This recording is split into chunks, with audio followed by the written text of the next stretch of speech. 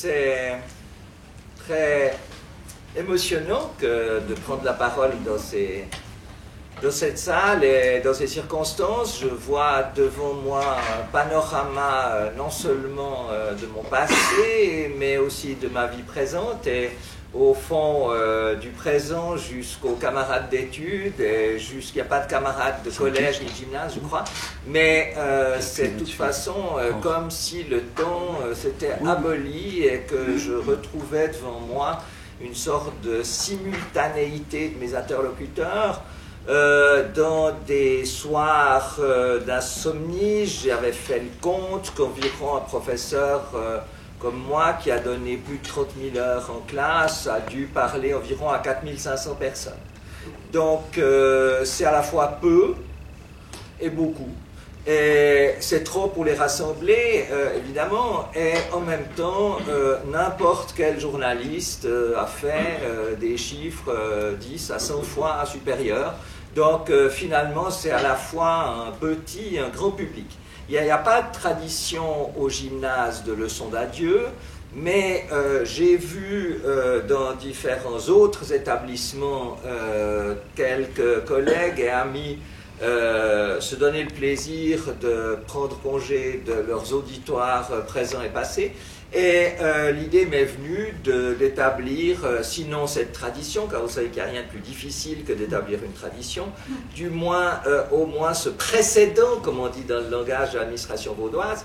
Et comme tout fonctionnaire pense qu'un précédent sera nécessairement suivi d'un passage à la limite, où tout le monde voudra faire ce que le précédent a fait, eh bien, je m'inscris dans cet horizon catégorique et je souhaite à tous mes collègues de faire une leçon d'adieu. C'est du moins ce que je peux leur souhaiter de plus satisfaisant pour prendre congé d'un métier servi pendant 40 ans avec beaucoup de plaisir.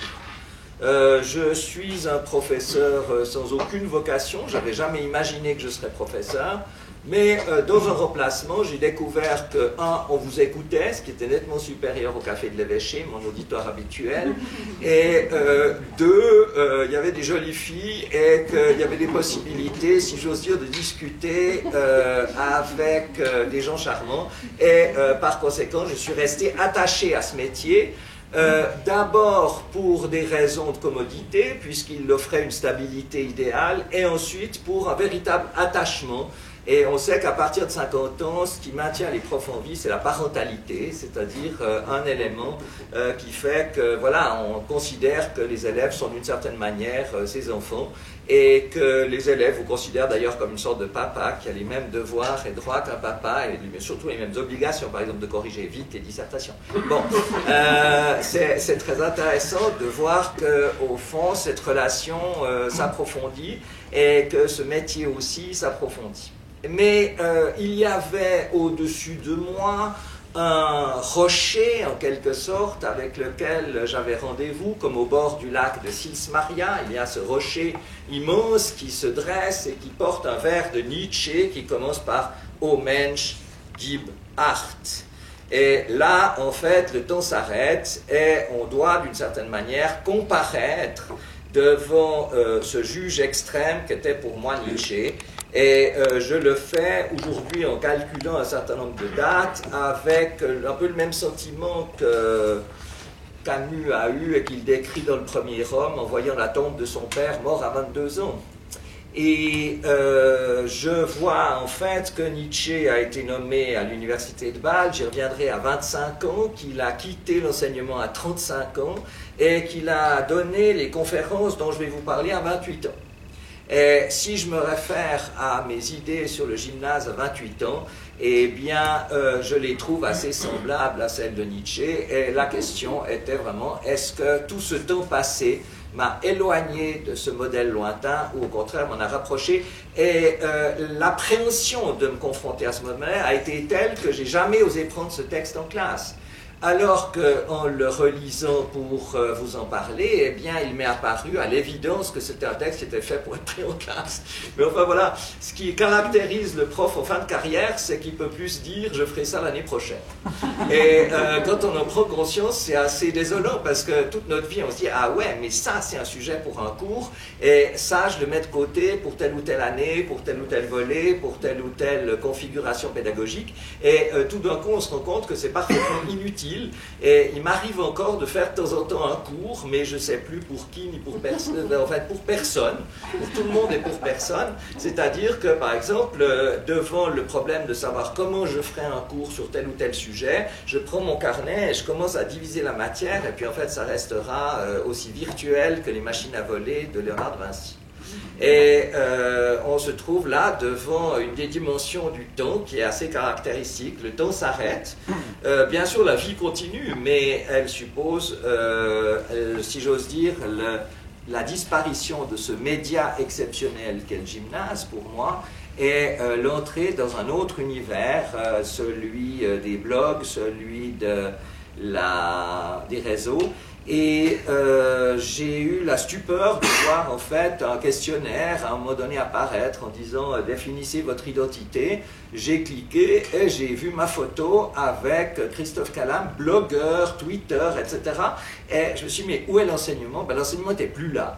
Et de colère, j'ai dissous cette proposition de partage. Et en fait, j'ai eu tort parce que c'était mon futur qui s'annonçait. C'était moi, mais dans une année. Et pour l'instant, c'était effectivement prématuré, mais la surprise de me voir dans un futur proche a été plus grande que l'envie, en fait, de réfléchir. Et l'envie de réfléchir, comme vous savez, ne vient toujours qu'après. Et c'est après que je me suis dit que j'aurais dû garder cet élément. Alors, je vais donc vous présenter ces 5 conférences de Nietzsche sur l'avenir du gymnase et réfléchir avec vous sur un certain nombre de points. D'abord, le rôle de l'État dans l'avenir du gymnase. Ensuite, la définition de la culture. Il m'est apparu en préparant cette leçon que la notion de culture était encore valable plus que jamais pour le gymnase, et même la notion de haute culture, et qu'il n'y avait pas lieu d'y renoncer. J'en parlerai. Ensuite viennent évidemment l'exigence de Nietzsche porte sur la question des humanités. Or, comme vous savez, nos collègues de grec et de latin ont vu disparaître leur branche de leur vivant, et ils en sont d'ailleurs largement responsables. Mais la question se pose, que vont devenir les grecs et les latins? Et puis finalement, la question de l'université, que j'ai hésité à traiter parce qu'elle est fort lourde, mais que Nietzsche traite de manière extrêmement intéressante, et je me suis dit que ça valait la peine de poser la question du lien entre le gymnase et l'université. Alors voici Nietzsche gymnasien. Je vous montrerai son gymnase. C'était un des gymnases les plus anciens et les plus réputés de l'Allemagne du Nord, le gymnase de Pforta. Et ce gymnase de Pforta, qui ressemble un peu à celui d'Harry Potter, enfin dans un très ancien château du XVIe siècle, et il a eu effectivement une sorte de monopole de la culture humaniste, un peu comme celui de Bâle en Suisse ou d'autres de ces gymnases qui s'étaient spécialisés dans l'étude des langues anciennes. Nietzsche a ensuite été étudiant, et il a été à Bonn et à Leipzig, j'en reparlerai. Voici une photographie de Nietzsche étudiant, il n'a pas encore de moustache. Voici une photographie de Nietzsche à Leipzig, étudiant la philologie et la musique, la moustache pousse. Et voici en fait Nietzsche confronté à l'échéance nationale, c'est-à-dire à la guerre de 70, et Nietzsche, qui était déjà professeur à l'université de Bâle, s'engage volontaire pour être infirmier. Et donc il avait été réformé à cause de sa myopie. Nietzsche ne voyait pas 1 mètre, hein, comme vous savez, et cette myopie, à cause de ses troubles nerveux, a été croissante. Il était à peu près incapable de se relire, donc il écrivait. Ensuite, il fallait un ami, Peter Gast ou Paul Deussen ou un autre, pour relire ses manuscrits et l'aider à taper à la machine ses manuscrits. Nietzsche a été terriblement handicapé par cette absence de capacité visuelle, et en fait il s'est engagé volontaire pour être infirmier non armé, et il a été appelé à convoyer un train de blessés dans lequel, vous pouvez imaginer ce qu'était la médecine militaire en 1870, dans lequel les gens mouraient évidemment les uns après les autres. Sandrard a évoqué dans La main coupée le calvaire qu'a été son transport après sa blessure. Je vous rappelle qu'il y a eu tellement de blessés et de morts au début de la guerre de 70 que les états-majors ont conclu un armistice d'1 mois pour pouvoir traiter le problème des blessés et des morts. Donc c'est la seule guerre qui s'est arrêtée parce qu'elle a fait trop de morts en une semaine. Après, la gestion de tout ça a été améliorée, si j'ose dire, mais là, les gens ne s'attendaient pas à la puissance de feu qui a été déclenchée. Ils les avaient pourtant fait l'expérience déjà dans les pays en Afrique ou ailleurs, et dans les guerres coloniales, mais il faut se dire que Nietzsche a été plongé dans cette horreur et qu'il en est revenu très durablement ébranlé. Donc, quand on le voit avec son sabre, ne croyez pas que c'est une affirmation de militarisme. Voilà Nietzsche, professeur à Bâle. Voilà la poussée de cette immense moustache, qui est la plus belle moustache de l'histoire de la philosophie, peut-être la plus belle moustache de l'histoire européenne, en tout cas la plus spectaculaire. Et derrière, vous avez ce que tout le monde a dit, ce regard extrêmement doux.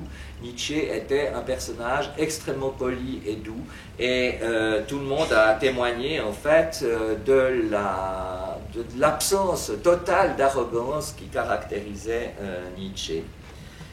Nietzsche a été donc pensionné par l'État à l'université de Berne à partir de l'âge de 35 ans en 1879, et ne supportant absolument pas la chaleur de l'été italien, il se réfugiait à Sils Maria dans cette petite maison, et on visite encore la chambre toute tapissée de mélèzes dans laquelle il passait l'été et dans lequel il a en partie écrit Zarathustra.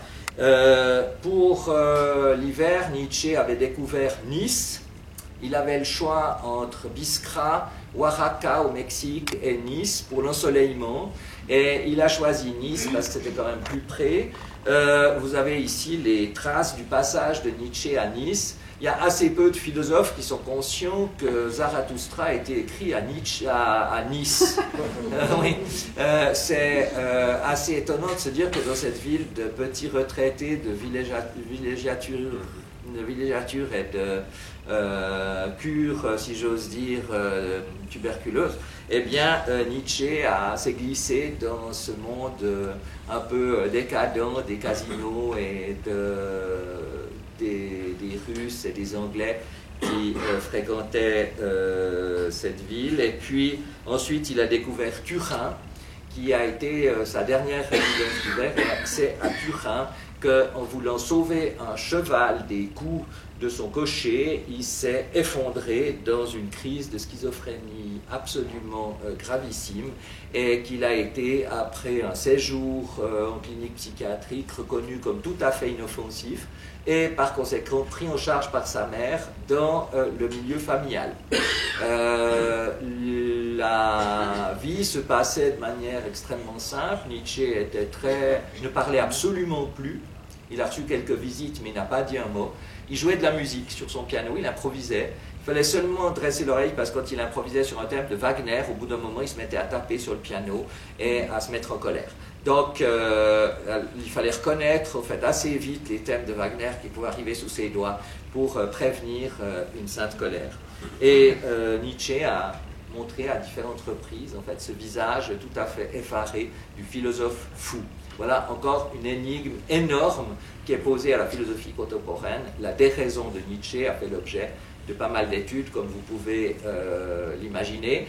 Depuis Jaspers, qui a consacré en fait un énorme ouvrage à tout ce qu'on pouvait dire de la pathologie de Nietzsche en tant que psychiatre. Jaspers était à la fois un psychiatre et un philosophe, et Michel Foucault en fait évidemment un des grands personnages de la déraison, à une charnière très importante de l'histoire de la folie. Il y a un Nietzsche 1900 le Nietzsche des littérateurs, le Nietzsche d'André Gide, le Nietzsche de Wilde. C'est un Nietzsche un peu décadent et Adorno se marrait en voyant dans son exemplaire de Zarathustra des publicités pour des pensions de famille en montagne, au bord de la mer.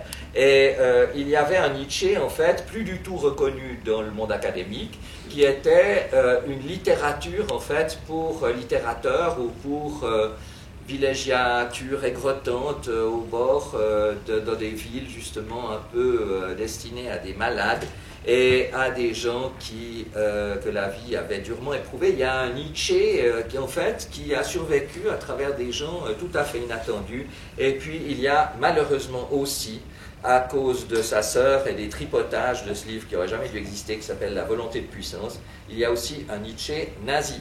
Ce Nietzsche nazi a été en fait reconnu par Hitler, qui est venu dans la maison où Nietzsche était mort, dans la maison de sa sœur. Sa sœur lui a donné la canne de Nietzsche qui avait accompagné le promeneur sur les cimes de Sils Maria et dans la création de Zarathustra.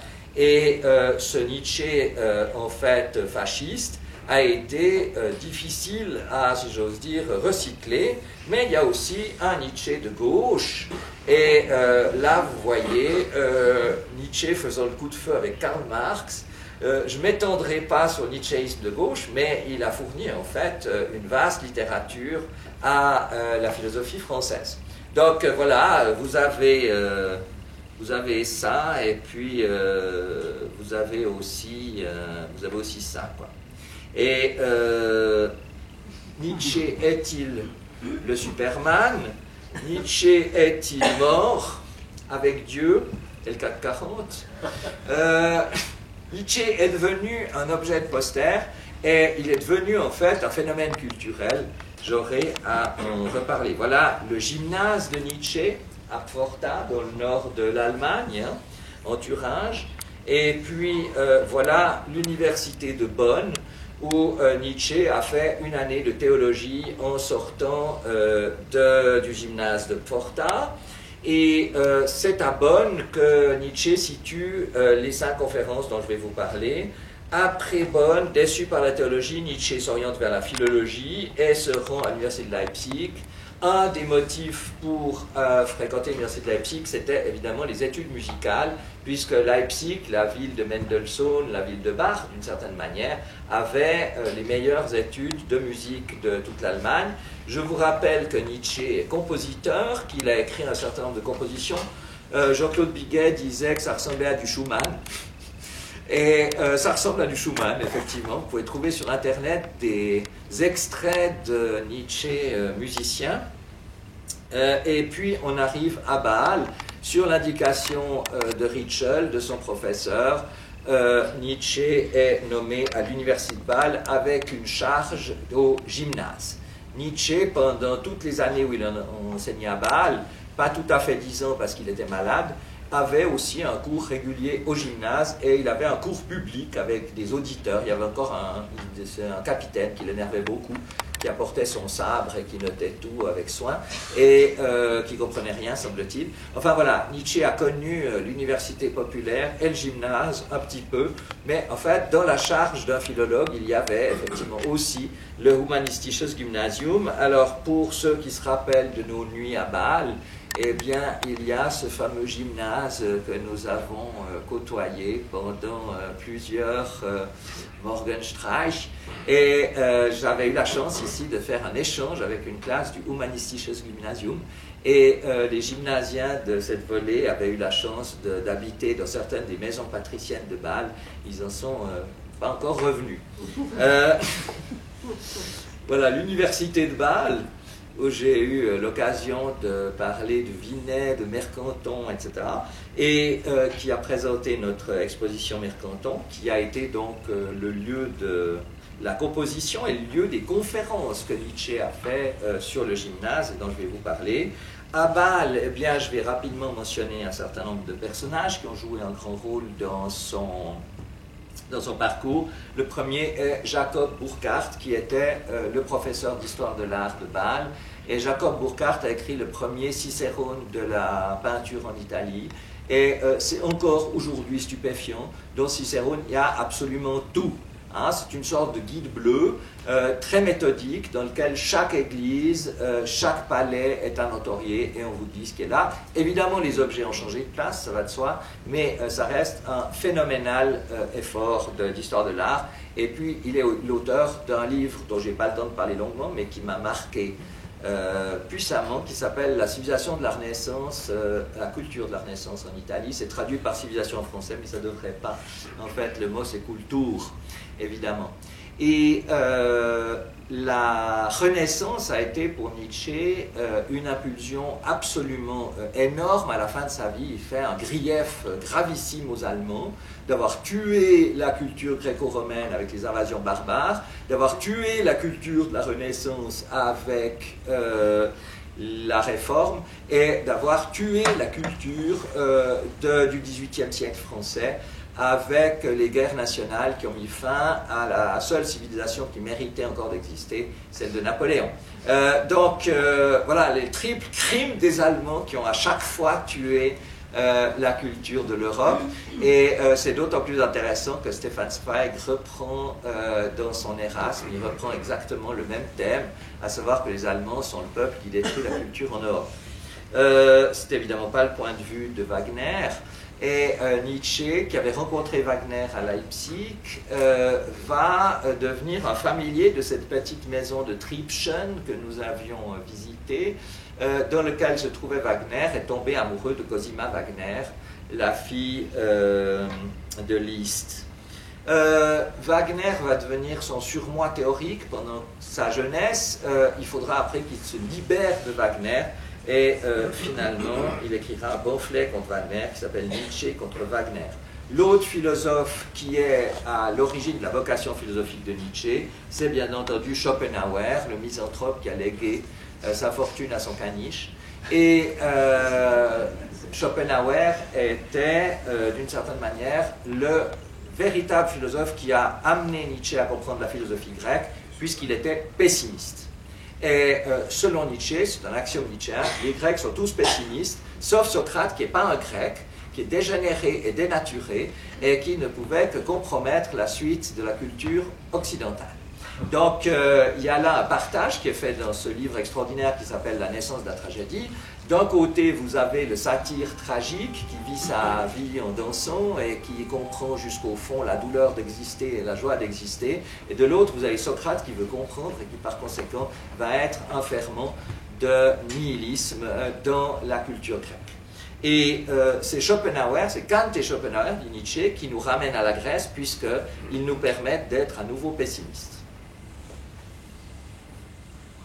La scène des 5 conférences se passe au bord du Rhin, entre Bonn, le confluent de la Vide et du Rhin. Je n'ai pas eu le temps de m'y rendre et d'en faire des photos, mais j'ai pris quelque chose qui était un peu dans les parages, c'est la fameuse boucle du Rhin.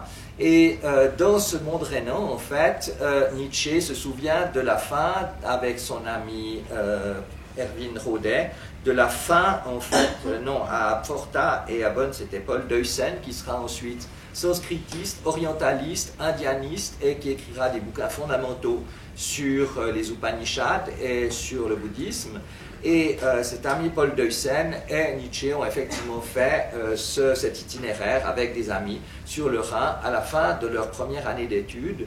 Et c'est très intéressant que ce soit la scénographie qui donne à ces conférences. Il raconte, écoutez, j'ai rencontré un très grand philosophe. Inutile de dire que c'est Schopenhauer, mais c'est une fiction, parce qu'il n'a jamais rencontré Schopenhauer, et certainement pas au bord du Rhin. Et d'une certaine manière, la scène qu'il raconte avec des jeunes étudiants qui sont en fait en train de jouer avec leurs pistolets et leurs épées, et qui effrayent un vieux philosophe qui les attaque, qui leur fonce dessus en disant « non, ne vous battez pas ». En fait, ils disent « on n'avait aucune intention de nous battre, c'était juste pour rigoler ». Et à ce moment-là, eh bien, le philosophe les engueule en disant qu'ils ne sont pas à la hauteur de la vocation énorme de l'université, et part plus loin avec son disciple, et ils se mettent à écouter cette conversation. Et c'est en fait le discours du vieux philosophe qui constitue les 5 conférences sur l'avenir des établissements d'enseignement. Et là, dans cette scène, se trouvent assez précisément un certain nombre de thèmes qui sont abordés. J'en ai retenu 4, l'État, la culture, les humanités et l'université. Mais on peut dire que ce texte, qui est extrêmement menaçant, porte sur les reproches que fait le vieux philosophe à son disciple, qui a craqué et qui a quitté l'enseignement du gymnase parce qu'il n'en pouvait plus, à la fois de la médiocrité de ses élèves, de ses collègues, etc. On connaît cette rengaine. En fait, il a craqué, voilà, il a fui sa tâche. Et il y a au moins une chose qu'on ne peut pas me reprocher aujourd'hui et que je ne peux pas me reprocher, c'est d'avoir craqué pour avoir abandonné cette tâche si difficile. On ne sait jamais si on l'a remplie, mais en tout cas, il est clair qu'on sait si on l'a abandonné. Et le vieux philosophe s'en prend à son disciple parce qu'il a osé quitter ce qui était, ça fait penser un petit peu aux Lettres aux jeunes poètes de Rilke, il a osé quitter la place qui lui était assignée dans le devenir de la culture, c'est-à-dire d'être prof de gymnase, et il a eu la pusillanimité de penser qu'il n'y arriverait jamais. Et évidemment, il va donner des excuses, disant que la mission est trop lourde, que c'est trop difficile de représenter la culture, qu'on va contre l'époque, etc. Et le vieux philosophe, lui, dit que c'est des excuses qui sont inacceptables et qu'on doit être professeur de gymnase dans une époque pareille. La première chose dont je voudrais parler, c'est de la question de l'État. Tout le monde constate à l'époque que l'État ouvre de plus en plus de gymnases. En Prusse, le gymnase est devenu en fait l'antichambre du fonctionnariat. Et le vieux philosophe dit clairement quiconque se sent poussé vers la sphère du gouvernement se trouvera sur la voie du gymnase. Donc il y a, dit-il, le militarisme prussien, il y a la fascination pour l'État et la fonction publique, et il y a évidemment l'héritage pratique de la philosophie hegelienne. Il faut être fonctionnaire et il faut être militaire, et par conséquent il faut faire le gymnase. C'est très intéressant de voir que la multiplication des gymnases en Prusse en 1872, comme aujourd'hui dans le canton de Vaud, représente en fait pour certains un motif d'inquiétude. Pourquoi y a-t-il autant de gymnases? Est-ce qu'un ou deux gymnases n'auraient pas suffi? Quand j'étais gymnasien, il y en avait 2. Quand je suis entré dans l'enseignement, il y en avait 4. Aujourd'hui, il y en a 10. Et 3 sont prévus dans les prochaines constructions de l'État de Vaud. Il est extrêmement intéressant, au fond, de s'interroger, de rester une minute sur la question du lien entre l'État et le gymnase. Y a-t-il une volonté de l'État de créer des gymnases? Y a-t-il une volonté de l'État d'augmenter le nombre des fonctionnaires? Y a-t-il une passion des Vaudois pour la fonction publique? Ça c'est clair, on peut répondre oui. La HEP a été faite pour 800 étudiants, il y en a 3200. Donc il est clair qu'on peut dire qu'il y a une véritable passion des Vaudois pour la fonction publique et que c'est un mouvement clairement plus social que étatique. Alors, y a-t-il une volonté de l'État de gouverner la société par le gymnase? Je pense, pour avoir fréquenté tous les conseillers d'État qui sont succédés depuis Raymond Junot, que c'est vraiment pas le cas. Raymond Junot m'avait clairement dit que le gymnase était une mode, que ça passerait et que les gens perdraient l'idée que c'était intéressant d'aller au gymnase. Et on a entendu M. Schneider-Hamann, président de la Confédération, dire clairement qu'il n'y avait aucun avenir au gymnase et que quand les gens comprendraient qu'ils n'avaient pas de travail, ils retourneraient à l'apprentissage.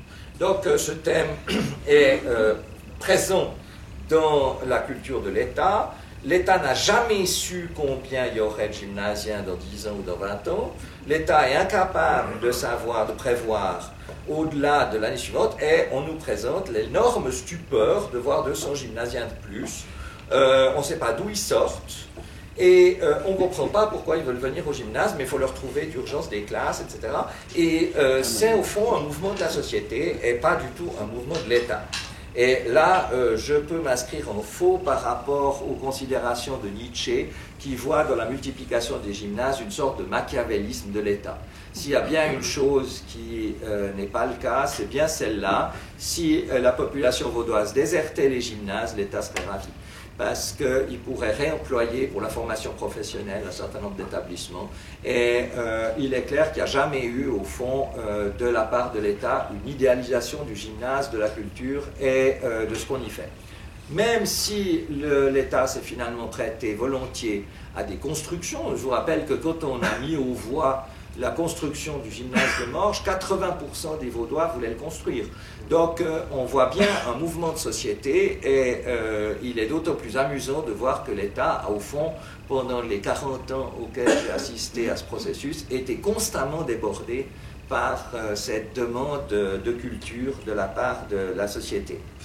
Ça me fait penser à une remarque de Kant dans son écrit sur les Lumières, qui a fait couler beaucoup d'encre, parce que personne ne comprend ce qu'il a voulu dire. Kant dit « les lumières se répandent naturellement ». Et personne ne voit à quelle nature il fait exactement allusion. Et il est très intéressant de voir que dans sa conclusion, le professeur Jean Ferrari, à Mayence, on avait étudié ce texte pendant une semaine, a dit finalement je ne comprends rien à ce texte, je ne comprends rien à cette nature, je ne sais pas ce que c'est, je ne sais pas si c'est Dieu, je ne sais pas pourquoi il y a la nature, mais ce que je peux vous dire, c'est que je ne puis pas rendre compte de l'emploi de la nature chez Kant. Par contre, je peux vous dire que les Vaudois vont naturellement au gymnase. C'est la seule explication qu'on puisse trouver. Il y a bien entendu aussi l'effet d'entraînement, mais c'est ce qui m'amène à penser qu'au fond, j'ai jamais eu l'impression que le niveau baissait. J'ai toujours eu l'impression de faire un meilleur gymnase que celui que j'avais eu. J'ai toujours eu l'impression que mes élèves étaient nullement en retrait par rapport à ceux que j'avais eus il y a 40 ans. Simplement, les compétences changent. Et peut-être qu'ils ne savent pas, ils ne savent plus lire un livre de 500 pages, sauf si c'est Harry Potter en une nuit. Mais les compétences changent. Et en fait, c'est là qu'on va devoir parler de l'irruption de la technique, bien entendu. Mais pour ça, il faut qu'on précise ce qu'on entend par culture. La vision de l'État romantique à Nietzsche, c'est de dire qu'en fait, l'État est le camarade et le compagnon de chemin vigoureux, musclé, prêt au combat, qui escorte à travers de rudes réalités son ami plus noble et pour ainsi dire supraterrestre, pour lequel il a de l'admiration et dont il reçoit en échange de la reconnaissance. Cette étonnante vision des rapports entre l'État et la culture, on croit un roman de Mercanton, est en fait livré une sorte d'inconscient pédérastique. Voilà, il y a les rastes, c'est l'État, il y a les romaines, c'est la culture. Donc c'est assez étrange de voir Nietzsche pouvoir penser qu'il peut exister une relation affective entre le plus froid des monstres et la culture. En fait, les relations entre l'État et la culture sont des relations de relative déférence. Il y avait des conseillers d'État d'une immense déférence pour la culture, d'autres d'une immense arrogance. Certains avaient un sentiment d'être eux-mêmes très cultivés, par conséquent, ils n'avaient aucun, au fond, besoin de culture. Je désignerai personne. Mais ce qui est intéressant, c'est que parmi les représentants de l'État avec lesquels j'ai pu m'entretenir, j'ai jamais trouvé personne qui se retrouverait dans cette situation érotique ou pédérastique par rapport à la culture, bien au contraire. En fait, la culture est un budget, et après, on laisse les gens de culture se débrouiller, en espérant que ça donnera une renommée suffisante à la ville de Lausanne et à l'État de Vaud. Et au fond, on ne voit pas qu'il y ait de lien très profond entre l'État et la culture. C'est un mouvement de société. Pourquoi? Et là, on va devoir effectivement affronter cette notion de culture. Alors, vous savez qu'il y a deux définitions de la culture. La première, c'est la définition sociologique. La culture est l'ensemble des représentations d'une population. La seconde, c'est la définition littéraire, c'est-à-dire que c'est le meilleur des œuvres et des créations de cette population. Ces deux définitions ne sont pas contradictoires. Il faut simplement savoir à quel cercle d'extension on se réfère. Vous avez un cercle d'extension très vaste et un cercle d'extension très restreint. Quand je faisais mes études, ce cercle était trop restreint. J'y reviendrai. Quand Michel Contat est venu parler du Flaubert de Sartre dans le séminaire de Gilbert Guisan, la question bien positiviste a été « Est-ce que Sartre savait qu'il écrivait tout ça ?» C'est un truc du genre « Je ne mettrai pas ce tableau dans mon salon. » Pour moi, au niveau de la conscience culturelle. Et nous, on pensait que Guisan était un vieux con, donc on n'était pas surpris qu'il dise des trucs comme ça. Après, j'ai découvert l'immense travail qu'il avait fait pour ressusciter Ramu et son époque. Mais c'était un travail positiviste. Et au fond, la tâche de ma génération, ça a été de passer d'une définition restreinte de la culture, réduite aux classiques, je reviendrai sur les classiques, à une définition beaucoup plus large qui est ethnologique, anthropologique de la littérature. Et c'était l'époque où l'écrit de Barthes sur Racine avait appelé un commentaire très agressif et dédaigneux de la part d'un professeur de la Sorbonne, et toute ma génération, évidemment, se rangeait dans le camp de Roland Barthes, ça va de soi, et j'y reviendrai, mais c'est quelque chose d'important. Si ces notions ne sont pas contradictoires pour moi, c'est que ma génération a toujours essayé de passer de la définition restreinte à une définition plus large, en essayant de faire intervenir dans la critique littéraire des notions qui pourtant semblaient bien établies, mais qui n'étaient en fait pas du tout dans la tradition académique, des notions de psychocritique, de sociocritique, ou d'autres élargissements du champ qui donnaient des méthodes d'approche de l'œuvre littéraire différentes de celles des positivistes pour qui un fait était un fait. C'est le moment de parler des humanités digitales, du style numérique, de l'irruption de la technique. Évidemment, ce sujet demanderait des mois de cours et de réflexion. Nous avons été des enfants de l'imprimerie et de l'encre, du papier, de l'imprimerie, de l'encre, et notre champ, en fait, médiologique, s'est modifié à la suite de l'irruption du numérique et de l'irruption de nouveaux stylos, dont la caméra, que je salue ici, et qui est mon dernier stylo, si j'ose dire, dernier en termes évidemment de série et pas de finalité.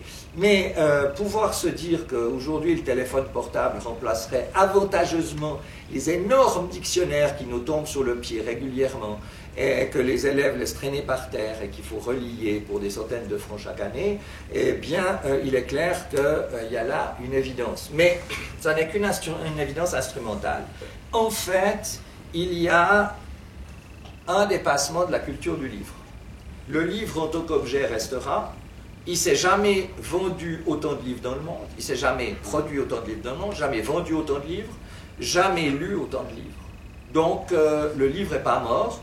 Et même si il paraît en quelque sorte troublé ou secoué, en fait, il ne l'est pas du tout. Simplement, d'autres instruments s'ajoutent, et ce qui nous manque, c'est souvent le style qui va avec ces autres instruments. Et la quête du style est une quête qui vaut pour le numérique comme pour le papier. D'une certaine manière, c'est la même quête. C'est pour ça qu'on peut parler d'humanité digitale, on peut parler d'honnêteté digitale, on peut parler en fait de littérature digitale. À un moment donné, ça sera absolument évident. Le principe de la culture, je voudrais partager avec vous un paradoxe avant de conclure ce petit chapitre. Le principe de la culture, c'était, au moment de sa fondation, au moment de la fondation du gymnase, c'est l'idée que les anciens doivent éduquer les modernes. Qu'est-ce qu'on va apprendre? Le Calvin est très clair, il dit, petits garçons, vous allez lire Homère, c'est très bon pour eux, ça va les amuser, il y a plein de combats. Donc voilà, il faut que les anciens éduquent les modernes. Pourquoi? Et là, je pense à mon grand-père, qui, gymnasien à Neuchâtel, voulait se destiner à une carrière de professeur de gymnase.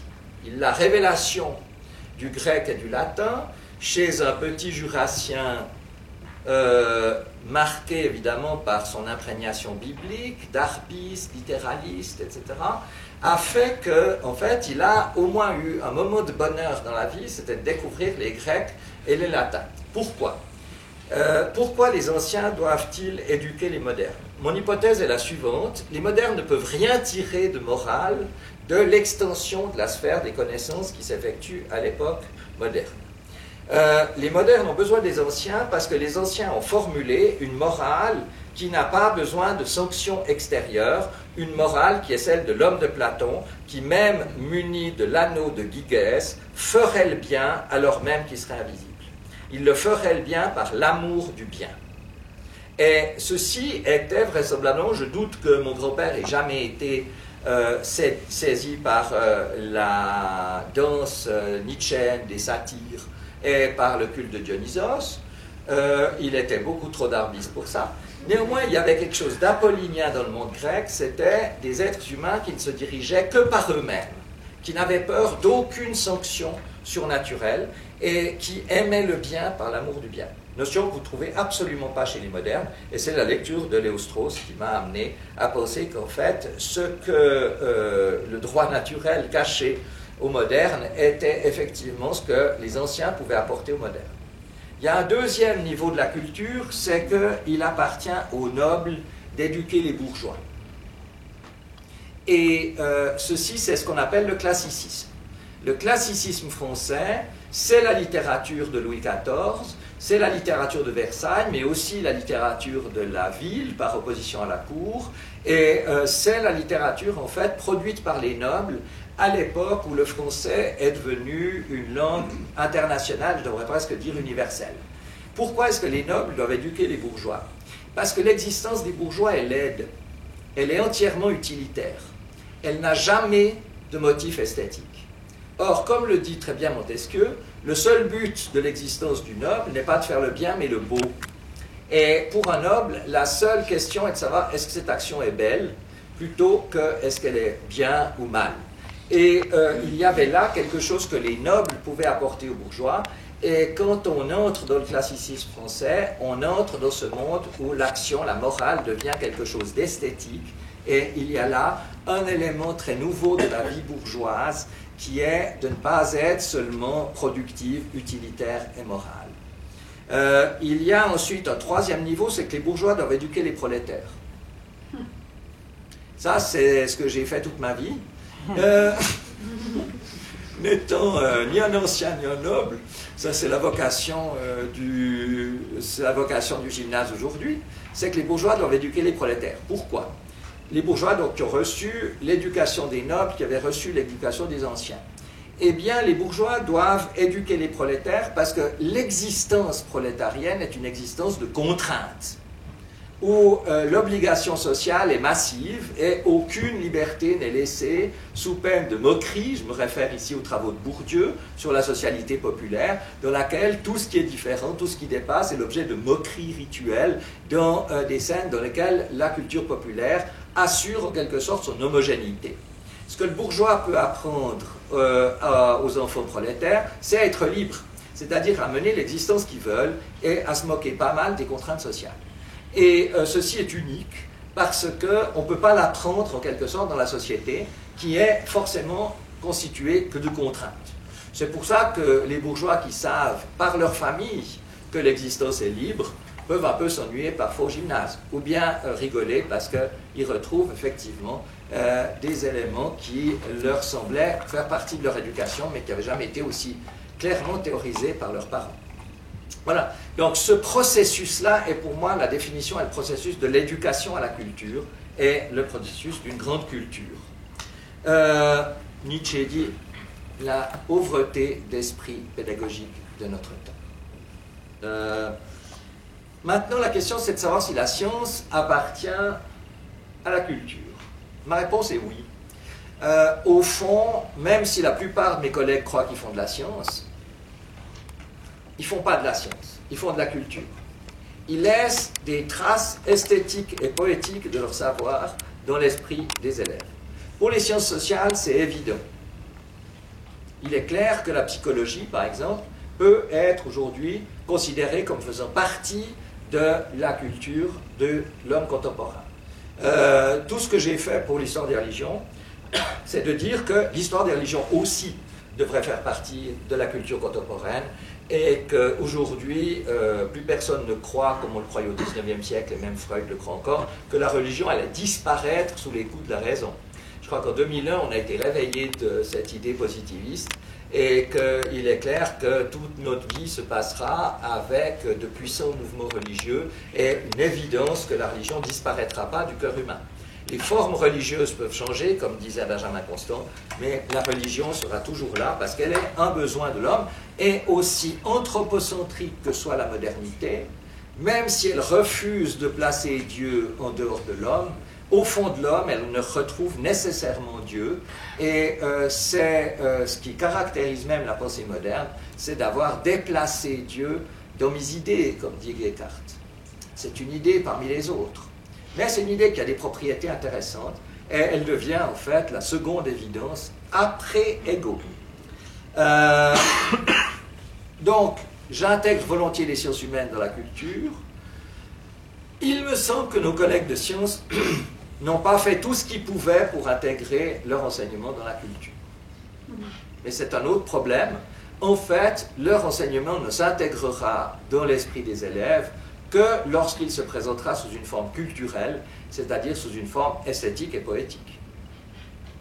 Je renvoie chacun à ses études de sciences et à ce qui lui en reste, et vous verrez que c'est vraiment un certain nombre d'impressions qui font partie de votre culture et absolument pas de la marche de la science. En tant que telle, la science n'appartient pas à la culture, mais c'est en quelque sorte un état provisoire, parce que je suis convaincu que les générations suivantes comprendront que ce n'est pas la peine d'avoir 2 de sciences, et pas seulement parce que ça les empêche d'avoir le baccalauréat, mais parce qu'il y a un véritable intérêt culturel à mieux comprendre les sciences. J'en arrive à la question qui fâche, évidemment, les anciens. Je vais passer les impressions de Nietzsche sur le dressage de la langue. Oui, excusez-moi, voilà.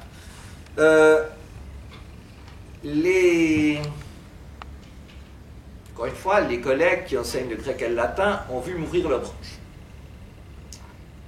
Ils en sont totalement responsables parce qu'ils n'ont pas du tout été à la hauteur du redressement de la statue de l'Antiquité, comme dit Nietzsche.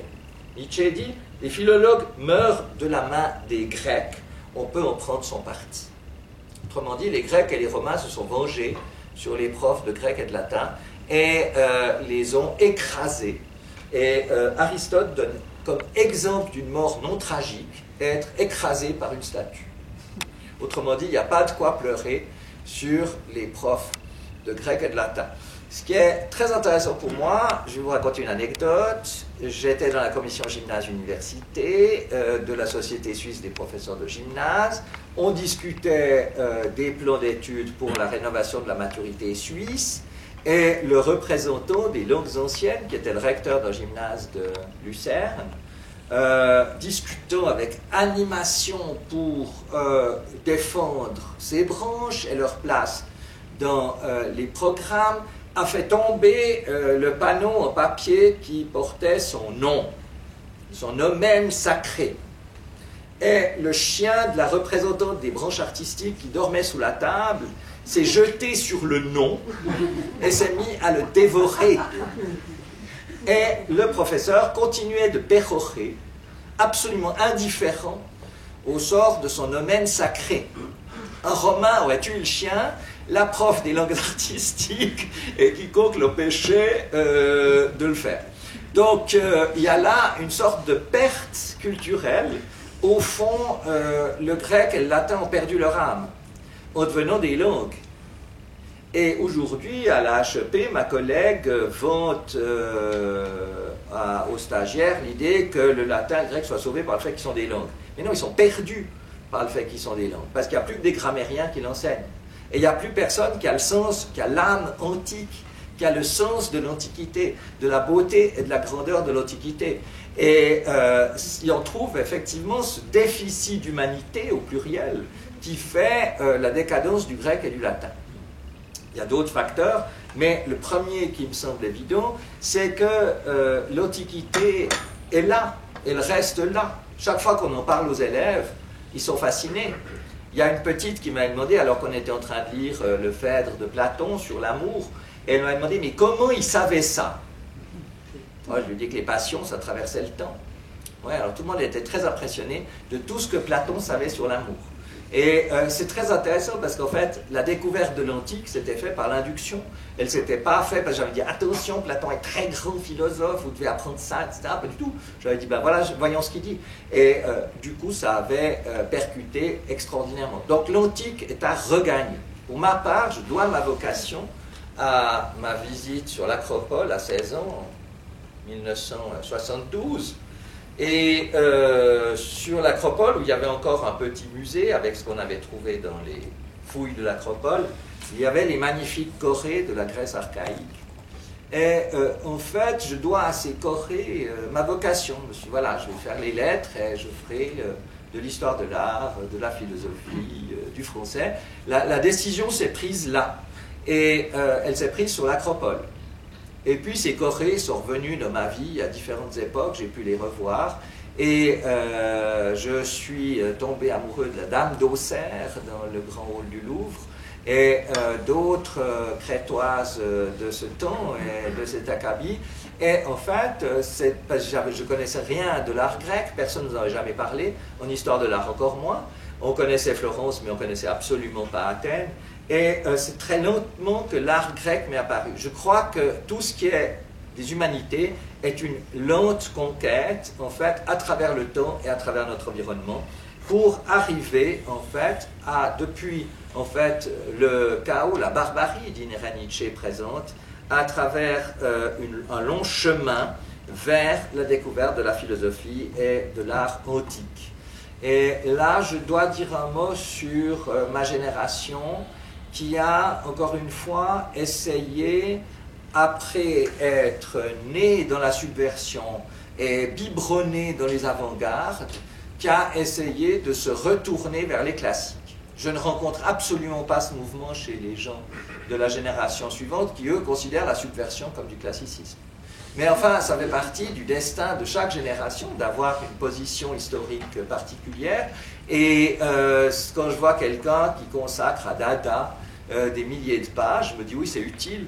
Puis en même temps, je visite les plus immenses expositions sur Dada avec une seule idée, c'est d'aller à la cafétéria quand ça sera fini, et du musée quand ça sera fini. Non que le contemporain m'indispose ou m'indiffère.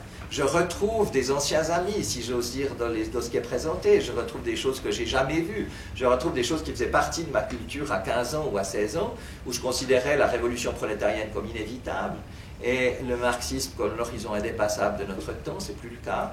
Et il se trouve que, en fait, ce contemporain-là, qui est la matrice de mon esprit et de ma culture, me semble aujourd'hui ne plus faire partie de moi, ou m'opposer en fait un mur d'indifférence considérable. Et je pense qu'il y a une sorte de destin pour chaque génération. Elle doit faire ce qu'elle a à faire, et la tâche de la mienne était d'arriver dans l'Antiquité et de pouvoir parler de l'Antiquité, d'arriver à faire en quelque sorte la moitié du monde et de trouver l'autre face de la sphère culturelle pour pouvoir en fait donner un sens à cette Antiquité que je n'avais absolument pas reçu en héritage, puisque les gens n'avaient plus du tout la moindre idée, parmi mes maîtres, du sublime de l'antique.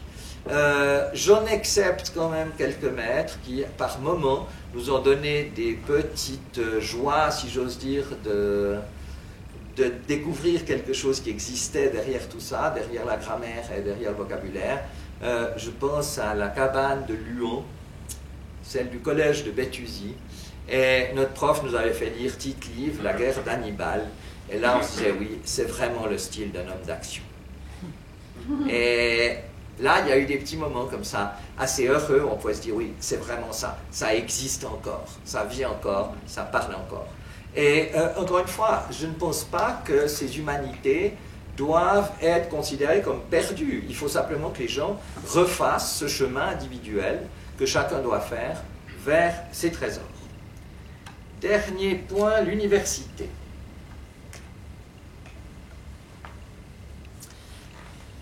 La 5e conférence est entièrement consacrée au problème de l'université par le vieux philosophe. Et ce qui est intéressant, c'est qu'il dit que l'université, en fait, suit les tendances du gymnase. Et ça m'a fait réfléchir. j'ai eu 2 expériences universitaires. La première, celle de mes études. C'était une université charmante, avec des professeurs délicieux, qui s'intéressaient à leurs étudiants, qui ne s'intéressaient pas au nombre de semestres qu'on avait fait. On passait des examens quand on était prêt. Si on prenait trop de temps, on nous tirait l'oreille un peu, mais tout ça a été fait avec énormément de respect et dans l'esprit du libéralisme le meilleur. C'est l'université de Humboldt. Vous êtes là, vous êtes la fin de l'université. Prenez ce que vous voulez, inscrivez-vous où vous voulez, et vous aurez en fait la possibilité de présenter des examens quand vous voudrez nous quitter. En l'an 2000, je me suis inscrit en psychologie, puisque la psychologie, en fait, démarrait au gymnase comme une branche de l'option spécifique, que je me sentais absolument pas capable de faire un cours sur le cerveau, sur la psychologie sociale ou sur la psychologie expérimentale. J'ai suivi des cours que j'aurais pu suivre à l'époque avec beaucoup d'irritation. C'était des cours hallucinants au point de vue du métier que j'avais acquis de formateur, de prof. Le cours sur la perception montrait des transparents qui étaient illisibles à 10 mètres, à un auditoire de 250 mètres. Et le professeur de psychopathologie, chaque fois qu'il avait le malheur d'évoquer une vignette clinique en référence avec son expérience, les étudiants se mettaient à bavarder. Par contre, quand il montrait son PowerPoint où il fallait apprendre par cœur, tout le monde se taisait. Donc, j'ai vu une université profondément décadente, celle qui a été créée par Bologne. Et à chaque fois que je l'ai dit, je me suis fait tomber dessus par mes amis et mes amies. L'ancienne doyenne des lettres, que j'aime beaucoup, et qui m'a engueulé publiquement pour ce que j'avais osé taper sur l'université. Moi, elle vit dans le grec où il y a 15 personnes. Donc les conditions boltiennes se sont en quelque sorte conservées par la force du petit nombre. Mais quand on suit des cours dans lesquels vous avez une 25 à 30 rangs d'étudiants qui regardent Facebook, pendant que seuls les 2 derniers se sont le malheur de vous mettre derrière, il ne faut surtout pas faire ça, et si vous vous mettez derrière, vous voyez que personne travaille et que personne écoute. Si vous mettez devant, vous êtes plongé dans le cours, vous revivez encore votre passé universitaire, à moins que ce soit un assistant qui vous passe un PowerPoint plein de fautes d'orthographe. Ce qui est encore un gros problème de l'université actuelle. Donc voilà, aujourd'hui je dirais qu'il n'y a aucune chance pour que le gymnase soit le modèle de l'université. L'université n'est pas un lieu de culture. C'est un lieu de production de la science et de production, je dirais, d'examens. Le modèle maintenant des examens, c'est évidemment le QCM corrigé par des machines. Et si possible à l'étranger, sauf pour l'enseignement professionnel où le QCM doit être corrigé à Berne, parce que sans ça, ça ne sera pas sérieuse. Mais le type même de l'esprit universitaire que j'ai connu a totalement disparu. Sauf dans des bulles pédagogiques, des petits miracles pédagogiques, où en fait peuvent se conserver par hasard des éléments de grand respect pour les étudiants et de grande en fait, écoute que j'ai connu pour les étudiants. L'université est devenue une industrie, comme dit Malraux. Après tout, le cinéma est aussi une industrie. On peut dire après tout, l'université est aussi une industrie. Donc, on ne peut plus dire en aucun cas que le modèle du gymnase, avec sa proximité avec les élèves, relative, je sais, on n'a pas toujours le temps de vous écouter tous, mais qui est quand même là si on nous le demande, eh bien, ce modèle-là n'existe simplement plus à l'université. Et ce qui serait dangereux, en fin de compte, c'est que ce soit le modèle de l'université qui prévale au gymnase. Et nous avons des collègues pour qui l'idée de faire corriger leurs travaux écrits par une machine à Berne représente un soulagement parce qu'il n'y aura plus de contestation possible et qui pourront s'occuper de leur chalet, de leur voilier, de leur famille, etc. Donc il ne faut pas se cacher que l'ennemi est largement dans nos murs et on le voit avec les langues, en particulier avec le cadre européen. Et dans ce sens-là, c'est ce modèle non humaniste du gymnase, non culturel du gymnase, qui pourrait prévaloir. Comme le dit Nietzsche, et ça sera ma conclusion, c'est avant. Ça, c'est le développement de la tendance du gymnase. Eh bien, il le dit, il y a des écoles, c'est avant.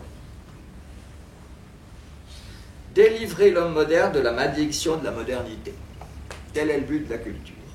Pour moi, je ne connais qu'une seule vraie opposition, celle des établissements de la culture et des établissements de la misère de vivre.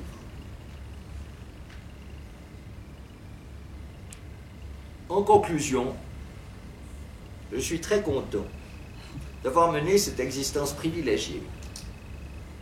Même si le retour n'est pas toujours celui qu'on attend, mais il faut de la patience pour faire de l'enseignement, beaucoup de patience.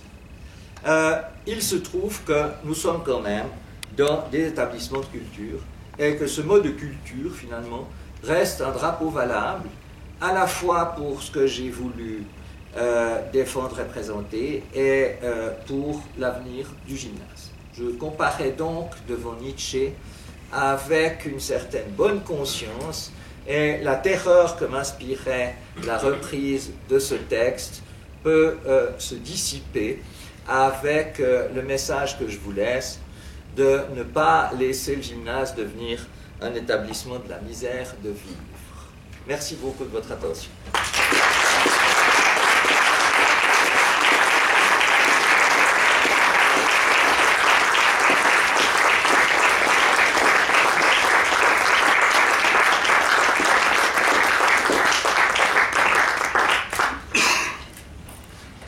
Un petit verre de l'amitié nous attend.